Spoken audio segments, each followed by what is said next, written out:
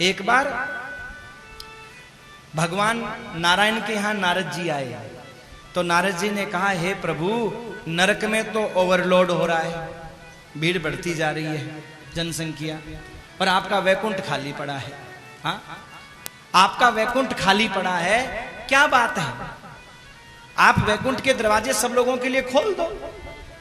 तो भगवान ने कहा, भाई मैंने वैकुंठ का दरवाजा किसके लिए बंद किया है? वैकुंठ का दरवाजा तो खुला, कोई आए तो सही, आना तो चाहे, मेरे वैकुंठ के दरवाजे पे पैर तो रखे। अच्छा, आप आने दोगे? बोले हो, आने दूंगा।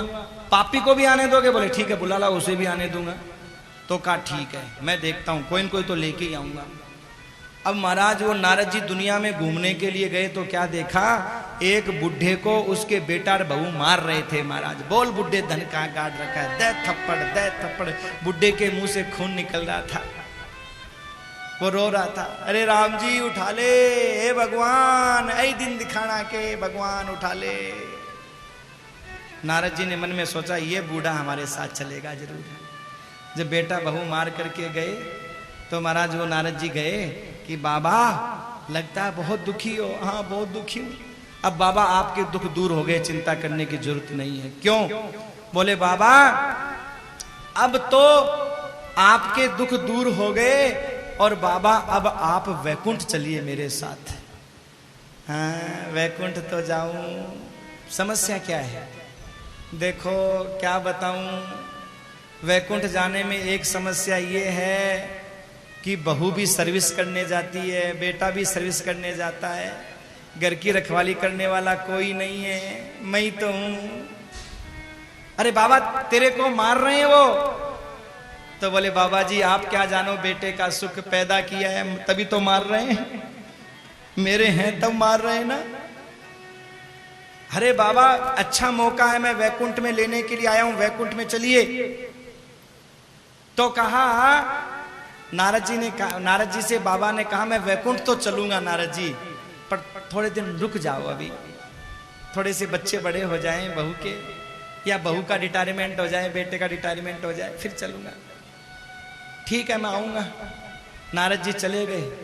एक दिन महाराज आकर के देखा तो बूढ़ा नहीं दिखा, ध्यान लगा के देखा बूढ़ा गया कहां, तो बूढ़ा उसी के दरवाजे का कुत्ता बन करके बैठा था। अगला जन्म कुत्ते का हो गया। अरे बाबा कुत्ते के रूप में आ गए। बोले हाँ क्या करूं, मन रह गया था, मनुष्य नहीं बन पाया, कुत्ता ही बन गया। अरे बाबा अब तो चले। बोले अभी नहीं। क्यों? अभी क्यों नहीं? बोले मैं क्या बताऊं, घर की रखवाली करता हूं, बोला ना, अब इस रूप में घर की रखवाली करता हूं। ठीक है बाबा। एक दिन महाराज वो कोई खीर बन रही थी, छिपकली पड़ गई, तो कुत्ते ने जाके मुंह लगा दिया कि मेरे बेटे बहू खाएंगे मर जाएंगे। बहू को गुस्सा आया कि कुत्ते ने मुंह लगा दिया, सो उठा करके एक डंडा खींच करके मारा, सो बुढ़ा मर गया, वो कुत्ता मर गया बेचारा। नारद जी आके देखे तो भाई कुत्ता नहीं है, ध्यान लगा रहे कुत्ता कहां चला गया। ध्यान लगा के देखा तो वहां गली में सुअर बन करके घूम रहा था, आ कर रहा था महाराज, सुअर बन के नालियों में मुंह दे रहा था। अरे बाबा ये क्या दशा हो गई। बोले क्या करूं, बहू ने मारा, मन रह गया, कुत्ता भी नहीं सुअर बना दिया। अरे बाबा अब तो गंदगी खा रहे हो, अब तो वैकुंठ में चलो। तो बोला हाँ नारद जी अब तो वैकुंठ में चलना ही है, मन पूरा है वैकुंठ चलने का। तो फिर समस्या क्या है? बोले मेरी घरवाली भी सूरिया बन करके मेरे साथ में ही है, उससे भी बात कर लूं, दोनों साथ ही चलें, जगह है ना? अरे बिल्कुल दोनों की जगह है, दोनों को वैकुंठ में लेके चलूंगा। अब वो घरवाली के पास जाकर के बोला कि नारद जी महाराज आए, बहुत पहले से पीछे पड़े हैं, देवी चलो वैकुंठ चलते हैं। चलो चलो जी, रामुड़ी का बापू चला वैकुंठ।